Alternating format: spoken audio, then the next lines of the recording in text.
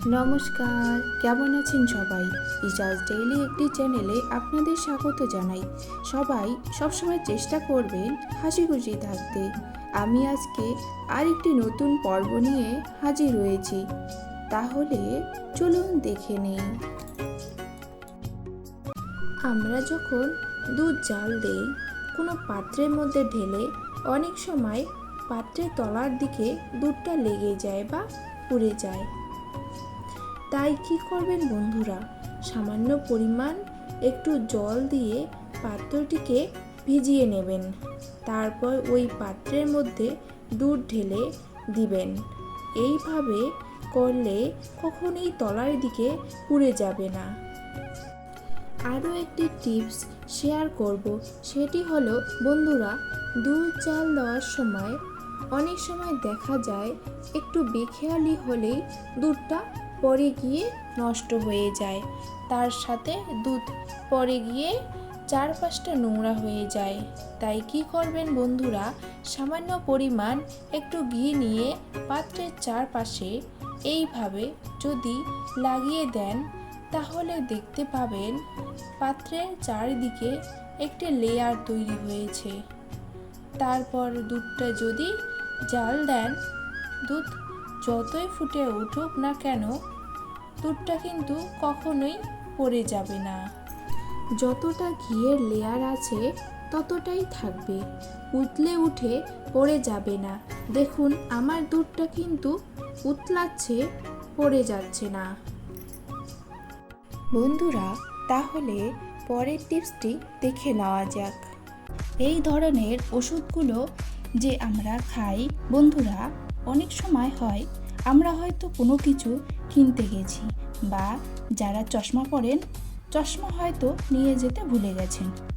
যে কোনো কিছুই হোক, ঔষধ হোক বা অন্য কোনো প্রোডাক্ট হোক, সব কিছু কিন্তু আমরা কি করি, ডেট বা দামটা দেখে কিনে নিই। আর যারা চশমা পরে থাকেন, চশমা না পরলে দেখতে খুব অসুবিধা হয়। চশমা ছাড়া ছোট ছোট লেখা দেখতে সমস্যা হয়।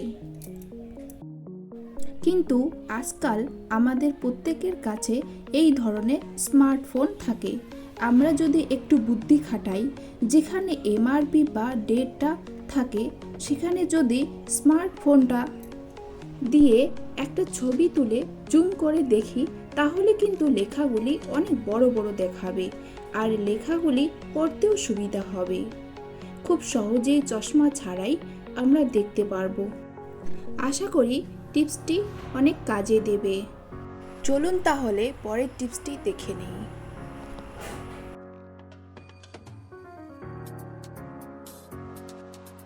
দেখুন বন্ধুরা, একটি গ্লাসের মধ্যে আমি নিয়ে নিয়েছি জল। সিজন যখন পরিবর্তন হয় তখন দেখা যায় আমাদের গলা ব্যথা করে, কথা বলতে কষ্ট হয়, কখনো কখনো কোনো কিছু খাবার খেতেও অসুবিধে হয়।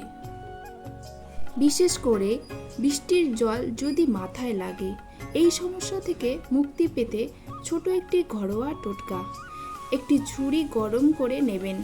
নেবার পর গ্লাসের জলে ডুবিয়ে এইভাবে 7 থেকে 8 বার কেটে নেবেন। এটা কিন্তু একটি ঘরোয়া দারুণ টোটকা। এর ফলে দেখবেন আপনার এই জলটা খাওয়াতে আপনাদের এই গলা ব্যথার সমস্যা, কথা বলতে কষ্ট হওয়া ও কোনো খাবার খেতে অসুবিধা হওয়া, এই সমস্যা দূর হয়ে যাবে। আশা করি টিপসটি অনেক কাজে দেবে। বন্ধুরা, আমার ভিডিও আপনাদের কেমন লাগে ও আপনারা আমার ভিডিও কোন প্রান্ত থেকে দেখছেন কমেন্টে অবশ্যই জানাবেন। বন্ধুরা, যারা যারা আমার চ্যানেলে নতুন, তারা ইজাজ ডেইলি চ্যানেলটি সাবস্ক্রাইব করে পাশে থাকবে। অনেক অনেক ধন্যবাদ।